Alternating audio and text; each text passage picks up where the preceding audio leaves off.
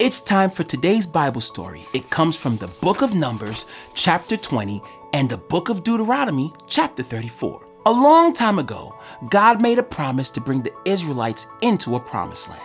But when a promise takes a long time to come true, we forget about it.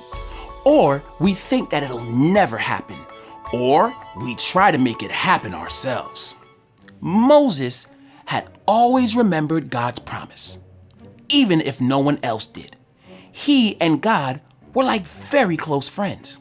Moses obeyed and trusted God no matter what. But one day, Moses made a really big mistake. The Israelites were still in the desert and they couldn't find water again. They'd been in the situation before, and God came through for them. The first time, God told Moses to hit a rock with his staff and water sprung out. This time, God told Moses to speak to the rock and the water would come out.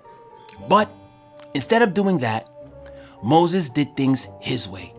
He struck the rock with the staff 2 times and made it seem like he made the water come out the rock and not God. This might have not seemed like a big deal, but it was a very big deal. When Moses didn't do what God told him, Moses showed that he didn't trust God's promises anymore. He thought he was in charge. Because of this mistake, Moses would never see the promised land. God put a new leader in charge who was going to listen to God's every command. His name was Joshua. Now it would be Joshua's job to lead the Israelites into the promised land. Even though Moses did not step foot into the promised land, God was good to him. God showed Moses the promised land before he died.